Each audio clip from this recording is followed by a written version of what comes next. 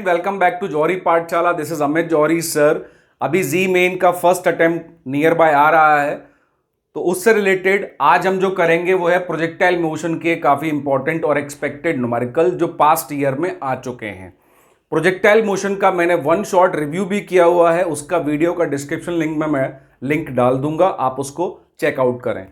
वो वीडियो देखने के बाद आपको प्रोजेक्टाइल मोशन में और कोई रिवीजन की जरूरत नहीं पड़ेगी। तो उसके बाद हम न्यूमेरिकल टारगेट करते हैं। तो न्यूमेरिकल में हमें क्या दिया हुआ है? The height y and distance x along the horizontal of a body projected in the xy plane. Of course projectile motion 2 dimensional motion होता है, तो xy प्लेन दिया हुआ है, वर्टिकल हाइट भी होती है और हॉरिजॉन्टल डिस्टेंस भी होता है, और हमें दोनों का रिलेशन भी दिया हुआ है y equal to 8t minus 5t square और x का भी मुझे दिया हुआ है 6t। ये दोनों रिलेशन को x और y को t के रिस्पेक्ट में मुझे दिया गया है, और क्वेश्चन क्या है? इनिशियल वेलोसिटी और इनिशियल स्पीड मुझे फाइंड करनी है। इनिशियल स्पीड मतलब जिस स्पीड से उसको थ्रो किया गया है प्रोजेक्टाइल। और when we use the initial speed, the word initial, that means at t equal to 0। जब t 0 था तब मुझे स्पीड फाइंड करनी है। मुझे पता है प्रोजेक्टाइल मोशन जब आप किसी पार्टिकल को थ्रो करते हैं तो उसके दो कंपोनेंट बनते हैं, एक वर्टिकल वेलोसिटी कंपोनेंट और एक horizontal velocity component. Vertical velocity component क्या होता है? uy, which can be says at dy by dt। अगर मैं वर्टिकल कंपोनेंट को लिखूं तो मैं उसको dy बाई dt लिख सकता हूं, और अगर मैं हॉरिजॉन्टल कंपोनेंट को लिखूं तो मैं इसको dx बाई dt लिख सकता हूं। फिजिक्स में ये बहुत इंपॉर्टेंट चीज जो हमने पहले ही पढ़ रखी है कि कभी भी x और y का रिलेशन t के रिस्पेक्ट में दिया जाए और वेलोसिटी फाइंड करनी हो तो हमें क्या करना चाहिए? डिफरेंशिएशन।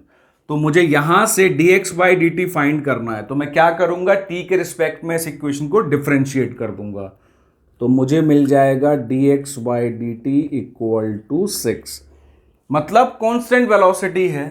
ये बन गई मेरी फर्स्ट इक्वेशन। ये मुझे मिल गया ux, मतलब उस इनिशियल वेलोसिटी का x कंपोनेंट। अब मैं यहां पर dy by d T calculate करता हूं, तो dy बाई डी टी मुझे कितना मिलेगा?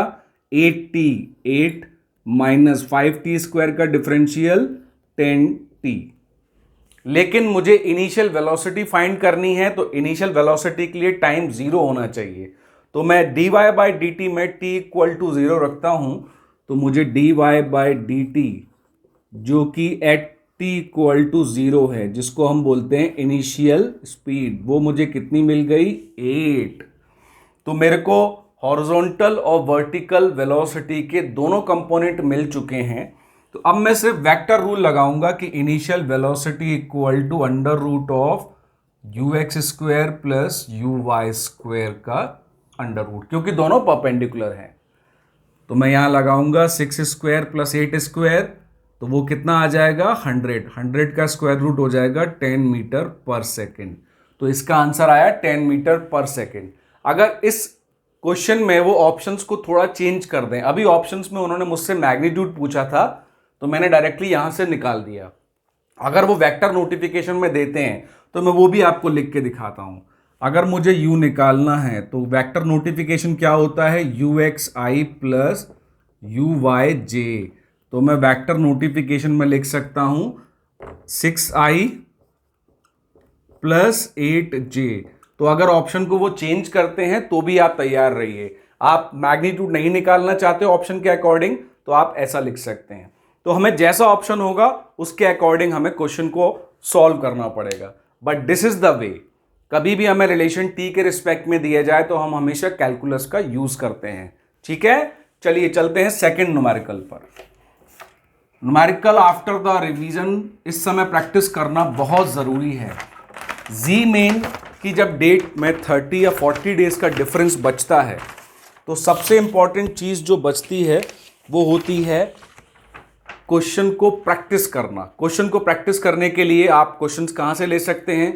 प्रीवियस ईयर में आए हुए क्वेश्चन बहुत इंपॉर्टेंट होते हैं if JEE main is concern, क्योंकि वहां से आपको प्रैक्टिस मिलती है और कुछ उसी कॉन्सेप्ट के न्यूमेरिकल आपको नेक्स्ट पेपर में रिपीट भी हो जाते हैं, और कुछ कॉन्सेप्चुअल क्वेश्चंस जो आपको डीपीपीस वगैरह में मिल जाते हैं। अल्टीमेटली मेरा कहने का मतलब ये है कि आपको लास्ट डेज में जो कॉन्सेप्ट रिवाइज करना है वो मोस्ट प्रोबेबली आपके क्वेश्चंस के फॉर्म में ही होना चाहिए। थ्योरी बार बार रिवाइज करने से कोई फायदा नहीं है। थ्योरी को रिवाइज करना, उसके पॉइंटर्स बनाना 1 या 2 बार होता है, उसके बाद स्ट्रेटेजी बोलती है कि आपको प्ले ही करना शुरू करना है। प्ले मतलब क्वेश्चन सॉल्व करना शुरू करना है, क्योंकि अल्टीमेटली आपको पेपर के दिन क्वेश्चन ही सॉल्व करना है। तो चलिए इस सिलसिले में आगे बढ़ते हैं और अपने सेकंड न्यूमेरिकल पे फोकस करते हैं। If I read the second numerical, a particle moves in the x y plane. मुझे दोनों वेलोसिटी दे रखी हैं, एक्स कंपोनेंट भी दे रखा है और वाई कंपोनेंट भी दे रखा है। इस बार अगेन उन्होंने मुझे टी के रिस्पेक्ट में दिया हुआ है। फिर क्या बोल रहा है वो, if it passes through the point x equal to 14 and y equal to 4। मैं थोड़ा इसको पिक्चर से क्लियर करता हूं। एक प्रोजेक्टाइल मोशन है, ये रहा। इस प्रोजेक्टाइल मोशन में मुझे स्पीड्स t की फॉर्म में दे रखी हैं और फिर बोला गया it passes through the point. अब मान लो ये पॉइंट ये है, कोई भी पॉइंट होगा उसके 2 कोऑर्डिनेट होते हैं। अब वो 2 कोऑर्डिनेट क्या हो गए, 14 एंड 4। तो यहां पर जो P पॉइंट है वो क्या हो गया, 14 एंड 4। इस पॉइंट से वो बॉडी पास हो रही है, और जब ये इस पॉइंट पे थी, P पॉइंट पे, तब टाइम कितना लगा, 2 सेकेंड। मतलब यहां से इस पॉइंट पर आने में 2 सेकेंड टाइम लगा। अब हमें उस ट्रेजेक्ट्री की इक्वेशन को फाइंड करना है। आई होप मैंने क्वेश्चन को आपको फिगर की फॉर्म में क्लियर कर दिया है। कोई भी प्रॉब्लम लगे आप मुझे कमेंट करके बताइए। तो मैंने देखा कि एक प्रोजेक्टाइल को फायर किया गया, 2 सेकेंड में वो एक पॉइंट पी पे पहुंचा है जिसके कोऑर्डिनेट मुझे दिए हुए हैं। अब मुझे ट्रेजेक्ट्री फाइंड करनी है। तो ट्रेजेक्ट्री फाइंड करने के लिए मैं पहले Vx, जो वेलोसिटीज मुझे दे रखी हैं, वो लिख लेता हूं, और Vy भी मुझे दे रखा है जो है कांस्टेंट 2। ट्रेजेक्ट्री फाइंड करने के लिए बहुत इंपॉर्टेंट है कि आप x और y के रिस्पेक्ट में रिलेशन को ट्रांसफर करें। अब मुझे जब Vx दिखा है तो Vx का मतलब क्या हुआ, velocity along the x direction which can be written as dx by dt which is equal to 8t minus 2। अब ये dt को मैं इस साइड ट्रांसपोर्ट कर देता हूं तो मुझे dx क्या मिल जाएगा, 8t dt। मैं एक साथ ही लिख देता हूं, -2 इंटू dt। अब मुझे यहां से अगर x कैलकुलेट करना है तो ऑफ कोर्स आप लोग समझ गए होंगे मुझे यहां पर इंटीग्रेट करना पड़ेगा। लेकिन यहां पर इंटीग्रेट मुझे इनडेफिनेट नहीं करना है, क्योंकि मुझे टाइम पीरियड में बाउंड कर दिया है उसने। टाइम पीरियड 0 से 2 सेकेंड है और एक्स वाई के कोऑर्डिनेट भी दिए हुए हैं। तो डेफिनेट इंटीग्रेशन जब मैं करूंगा तो यहां पर 0 पे था, ये कहां पहुंच गया है, 14 पर, into dx equal to integration from 0 से 2 second 8t minus 2 into dt। तो यहां पर आपको इंटीग्रेशन की लिमिट पुट करना बहुत जरूरी था, क्योंकि यहां पर बाइंडेड न्यूमेरिकल है। आपको उसने बाइंड किया हुआ है कि वो पार्टिकल जब P पे पहुंचा t टाइम लगा है, उसके अकॉर्डिंग आपको कैलकुलेशन करना है।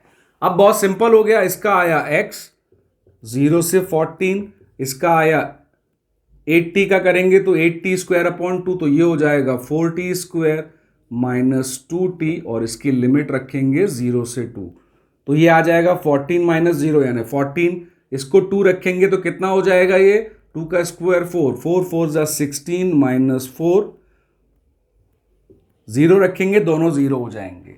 और यहां पर जो कांस्टेंट ऑफ इंटीग्रेशन आएगा वो मुझे कैलकुलेट करना है। तो अगर ये टाइम लिमिट या x और y के कोऑर्डिनेट नहीं दिए होते तो एग्जैक्टली आप ये इक्वेशन फाइंड नहीं कर सकते थे, क्योंकि ये जो कांस्टेंट नंबर आ रहे हैं ये आप कैसे निकालते। इसीलिए आपको ये जो लिमिट है वो दे रखी थी। तो आप देखेंगे यहां से c की वैल्यू कितनी आ गई, 2। तो c की वैल्यू 2 आते ही मेरा x कितना हो गया, x equal to 4t square minus 2t plus c यानी 2, फर्स्ट इक्वेशन। मैं सेम बिहेवियर y में करूंगा, इसको मैं लिखूंगा dy by d t equal to 2 d t उधर ट्रांसपोर्ट हो जाएगा, dy equal to 2 d t. मैं बोथ द साइड इंटीग्रेशन करूंगा, यहां से 0 से 2 की लिमिट है और y कितना है 4, सो 0 से 4 की लिमिट है। ये इसका इंटीग्रेशन y होगा, लिमिट पुट करेंगे 4 इक्वल टू 2 इंटू टी और इसकी लिमिट आएगी 0 से 2 प्लस सी। तो ये हो गया 4, ये हो गया 4t प्लस सी, सॉरी 4 प्लस सी। तो यहां पर c की वैल्यू आ गई 0। तो y की फॉर्म में ट्रेजेक्ट्री की इक्वेशन क्या बन जाएगी आपकी, y equals to 2t is the second equation.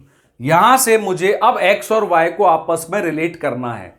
मुझे x और y को रिलेट करना है तो इनके बीच में जो कॉमन वेरिएबल है जिसके रिस्पेक्ट में दोनों शो हो रहे हैं उसको रिमूव करना पड़ेगा। तो t को रिमूव करने के लिए y बाय 2 रख लूंगा मैं, t को y बाय 2 इधर प्लेस कर देता हूं, वाई स्क्वायर अपॉन 4, तो ये बचा y square minus 2 into y by 2 minus y plus 2। तो मुझे इक्वेशन मिल गया है ट्रेजेक्ट्री का x equal to y square minus y plus 2, जो मैंने देखा मेरा ए ऑप्शन में है। तो मैं यहां पर ए ऑप्शन को टिक कर दूंगा। तो ये मुझे मिल गया सेकंड आंसर। इसमें जो कैलकुलेशन पार्ट है उसको मोस्ट इंपॉर्टेंटली आप टाइम सेव करने के लिए थोड़ा सा मेंटल मैथ्स किया कीजिए ड्यूरिंग द एग्जाम।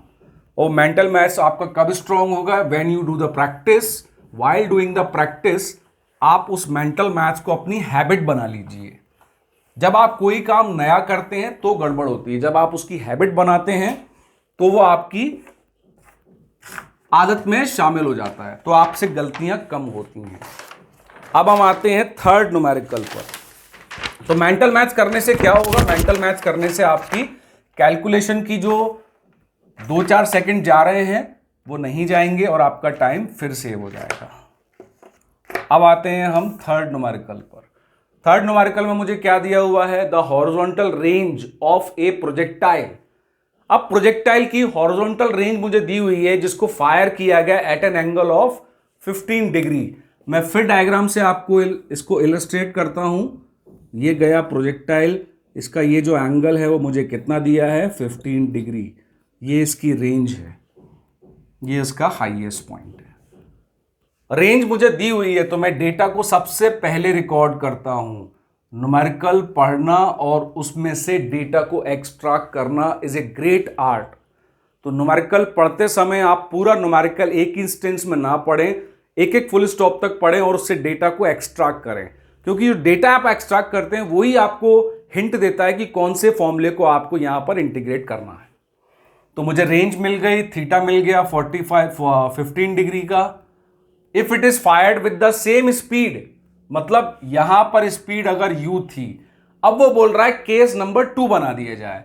तो ये केस नंबर 1 है। केस नंबर 2 में वो बोल रहा है कि अगर मैं इसको इसी स्पीड से फेंकूं but at an angle of 45 degree, पहले 15 पे फेंका था अब 45 पे फेंक रहा हूं, तब इसकी रेंज क्या हो जाएगी। इन दैट केस उसकी रेंज क्या हो जाएगी। मैं इस क्वेश्चन को दोबारा रिपीट करता हूं। क्वेश्चन को, लैंग्वेज को और उसके डेटा को बहुत अच्छे से रीड करके एक अपने स्टाइल में उसको अंडरस्टैंड कीजिए। जैसे इसको समझते हैं, एक प्रोजेक्टाइल को मैंने फायर किया था, मुझे एंगल दिया हुआ है, रेंज दी हुई है, और सेकंड प्रोजेक्टाइल को मैंने फायर किया सेम स्पीड से, अब मुझे एंगल दिया हुआ है लेकिन रेंज कैलकुलेट करनी है। रेंज का फॉर्मूला मुझे पता है, क्या होता है रेंज का formula, u square sine 2 theta upon g. ये हो गया r। तो रेंज का फॉर्मूला अगर मुझे दिया हुआ है तो रेंज में अगर मैं r1 अपॉन r2 करूं, दोनों केसेस में वेलोसिटी सेम है। तो अगर मैं देखूं फर्स्ट केस में मैंने लिखा 50 equal to u square sine 30 यानी 1/2 जी। ये हो गया फर्स्ट केस। सेकेंड केस में r मुझे कैलकुलेट करना है, u स्क्वायर u ही है स्पीड, थीटा 45 होने से 90 यानी 1 अपॉन जी हो गया। अब मुझे आर कैलकुलेट करने के लिए सिर्फ इतना सा चीज़ बचा कि मुझे यू स्क्वायर अपॉन जी की वैल्यू 2 उधर ले जाने से 100 मिल गई। तो यू स्क्वायर अपॉन जी कितना मिल गया? 100 मीटर। ठीक है जी। अगर इस न्यूमेरिकल को आप डायरेक्टली सॉल्व करना चाहते हैं विदाउट एनी कैलकुलेशन, तो आप डायरेक्टली यहां से रेंज के फॉर्मूले से कर सकते हैं। स्पीड सेम है, थीटा सेम है, तो it directly proportional to sine two theta. ये ऑल्टरनेट मेथड है इस न्यूमेरिकल का। R is directly proportional to sine two theta, simple as that. तो R1 अपॉन R2 को आपको डायरेक्टली ये यूज करना है, sign two theta 1 upon sine two theta 2। अगर आप ऐसा करते हैं तो और जल्दी सॉल्व हो जाएगा। दोनों में से जो भी मेथड आपको ठीक लगे वो आप यूज कीजिए। अब हम चलते हैं नेक्स्ट न्यूमेरिकल पर, 4th नंबर पे। न्यूमेरिकल प्रैक्टिस करना बहुत इंपॉर्टेंट है भैया ड्यूरिंग द एग्जाम की। जब डेट बहुत नियर होती है ना, सबसे इंपॉर्टेंट होते हैं practising. Oh God, sorry sorry sorry sorry.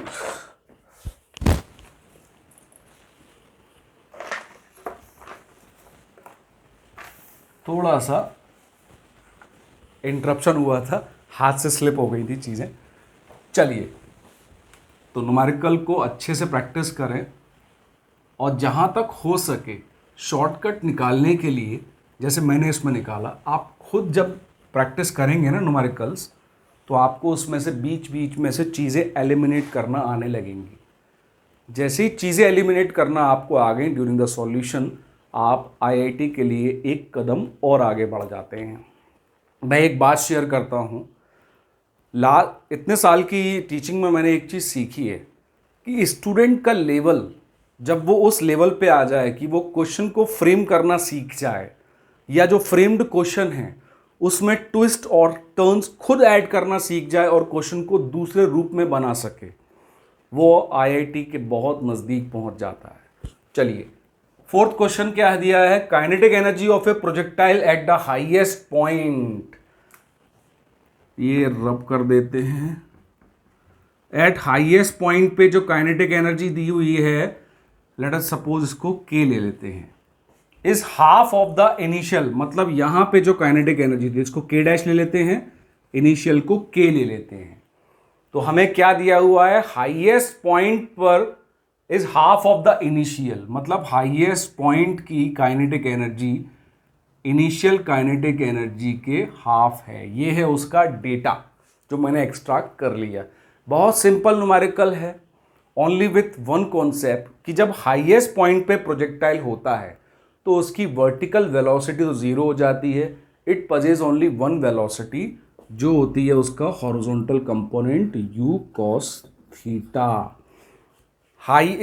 ये जो न्यूमेरिकल है वो एक ही पॉइंट पे बेस्ड है कि हाईएस्ट पॉइंट पे कोई वर्टिकल वेलोसिटी नहीं होती है। It only have the horizontal component u cos theta.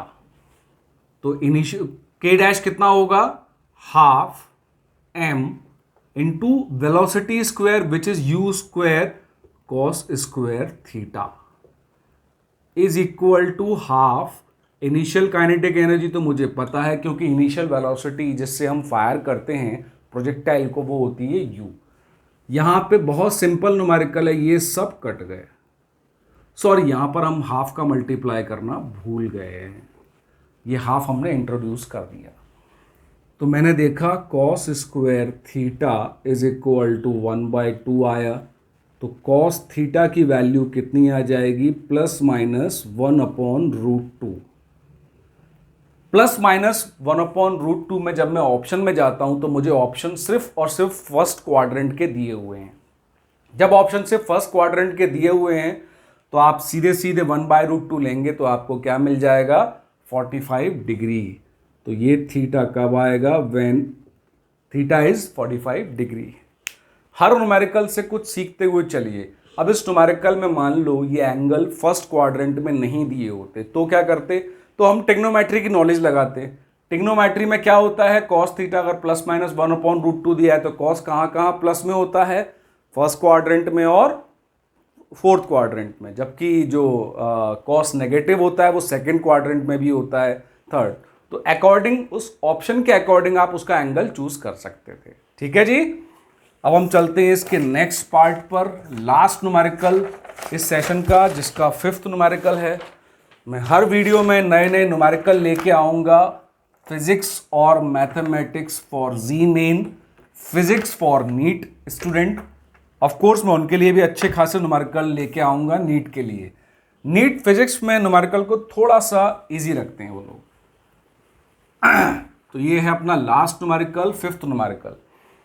जब आप न्यूमेरिकल का वीडियो देख रहे हो तो न्यूमेरिकल के वीडियो में आप बहुत इंपॉर्टेंट है, सॉरी माइक गिर गया था, कि आप कॉपी पेन लेके बैठे हो, साथ में नोट डाउन करते जाएं। आप जितना ज़्यादा अच्छे से नोट डाउन करेंगे, और अगर आपको लगता है कि ये न्यूमेरिकल सर से पहले मैं ट्राई कर लूँ, मैं सॉल्व कर लूँ, तो आप वीडियो को पॉज करें, खुद ट्राई करें, बहुत बेस्ट होगा ये। और फिर अपने सॉल्यूशन को मेरे सॉल्यूशन से मिलाएं। हो सकता है 2 डिफरेंट चीज़ें हों, तो आपको एक नई चीज़ सीखने को मिल जाएगी।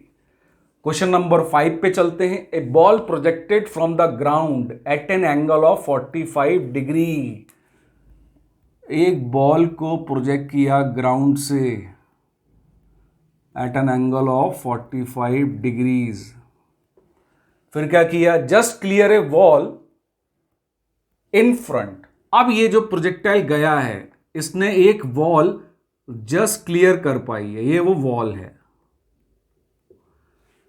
जस्ट क्लियर द वॉल, जो वर्ड लिखा है ना जस्ट, उसका मतलब ये होता है कि ये अगर आपका वॉल है और ये बॉल यहां से प्रोजेक्ट हुई है, जस्ट क्लियर द वॉल मतलब बस इसके जस्ट ऊपर से निकल आई है। तो ऐसे केसेस में when just clear the wall लिखा हो, तो वॉल की जो हाइट होती है वो आपकी मैक्सिमम हाइट हो जाती है। इसको एज ए पॉइंटर अपने सॉल्यूशन में ऐड कर दीजिए, तो ये वॉल की हाइट जो है मैक्सिमम हाइट हो जाएगी। उसके बाद क्या बोल रहा है? फिर point of projection is 4 metre from the foot of the wall. ये पॉइंट ऑफ प्रोजेक्शन है, ये फुट ऑफ द वॉल है, ये 4 मीटर के डिस्टेंस पर है। उसके बाद क्या बोल रहा है? Ball strike the ground at a distance of 6 metre. अब यहां से बॉल जब क्लियर कर गई है तो यहां के गिरेगी भी आके, तो यहां पे आके ग्राउंड पे गिरी, जो यहां का डिस्टेंस दे रहा है 6 मीटर। तो हमें क्या कैलकुलेट करने के लिए बोल रहा है? The height of the wall, जो हमने h लिया हुआ है, मतलब मैक्सिमम हाइट कैलकुलेट करने के लिए हमने बोल रहा है। एक बार आपने डायग्राम को ड्रॉ किया फ्रॉम द डेटा गिवन, आपका काम बहुत आसान हो गया। नाउ यू कैन डायरेक्टली सी कि रेंज जो है 6 + 4 10 मीटर दे दी गई है आपको, और इनिशियल एंगल भी दिया हुआ है। तो रेंज का फॉर्मूला क्या होता है? u² sin 2θ upon g। और मैक्सिमम हाइट का फॉर्मूला क्या होता है? u² sin θ upon 2g।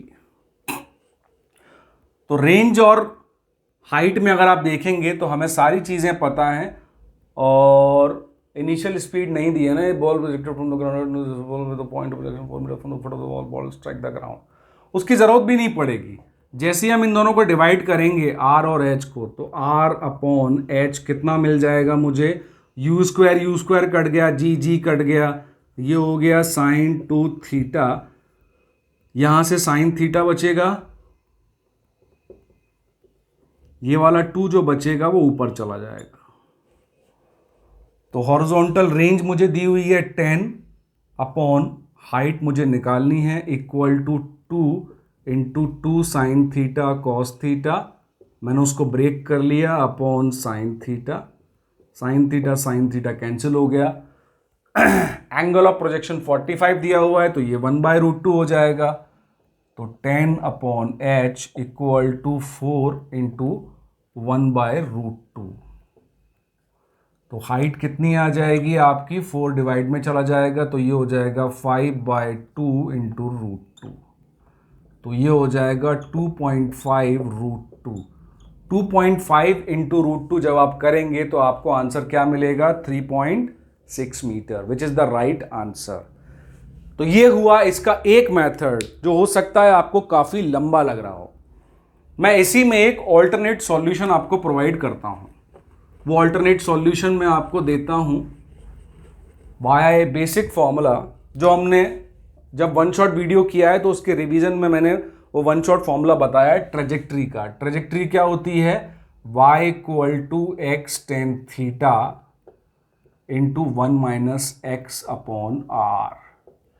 इस फॉर्मूले से अगर हम करेंगे तो हमारा न्यूमेरिकल बहुत इजीली सॉल्व हो जाएगा। अगर y को मैक्सिमम हाइट लिया जाए तो x का मुझे वैल्यू पता है, x कितना है 4 मीटर पे मैक्सिमम हाइट मिल रही है। जिस पॉइंट पर मैक्सिमम हाइट मिल रही है वो पॉइंट कौन सा है? जहां पर x की वैल्यू 4 मीटर है। टेन थीटा 1045 1 हो गया, 1 माइनस 4 अपॉन 10। तो आप इस फॉर्मूले से भी इसको कर सकते हैं। इस फॉर्मूले से मुझे लगता है ज़्यादा जल्दी हो जाएगा, लेकिन आपको उस समय जो मेथड याद आता है अच्छे से कीजिए, जो गलतियां हैं उसको मत रिपीट कीजिए, क्योंकि अब नेगेटिव मार्किंग को सारे सेक्शन में इंट्रोड्यूस कर दिया। इस ईयर के पैटर्न 2022 में नेगेटिव मार्किंग दोनों सेक्शन में आ चुकी है। तो न्यूमेरिकल को अच्छे से प्रैक्टिस कीजिए। लास्ट जो डेज बचे हैं उसमें आपकी स्ट्रेटेजी बहुत सिंपल होने चाहिए। जो आपने पुराने नोट्स बना रखे हैं उनमें पॉइंटर्स बना रखे होंगे, उन सबको एक एक बार ओवरव्यू कीजिए, टॉपिक वाइज, चैप्टर वाइज नहीं, टॉपिक वाइज। सबसे इंपॉर्टेंटली आप सबसे पहले वो टॉपिक रिवाइज कीजिए जिसमें आपकी स्ट्रेंथ बहुत ज़्यादा है, और उस रिवीजन के साथ, कॉन्सेप्चुअल रिवीजन के साथ, जैसे आपने को अपने नोट्स का ओवरव्यू लिया उसके साथ न्यूमेरिकल प्रैक्टिस करना बहुत ज़रूरी है। क्यों? क्योंकि क्रिकेट में भी अगर आप देखते हैं कि आप थ्योरेटिकल बहुत चले जाएंगे, लेकिन ये खेलने का गेम है, तो न्यूमेरिकल तो आपको ग्राउंड पे आना पड़ेगा। तो न्यूमेरिकल वही आपकी बैटिंग की प्रैक्टिस कराते हैं। ठीक है जी। इसी तरह के और अच्छे अच्छे वीडियो के साथ जी मेन नीट के लिए मैं आपको डेली मिलूंगा। ठीक है, थैंक यू।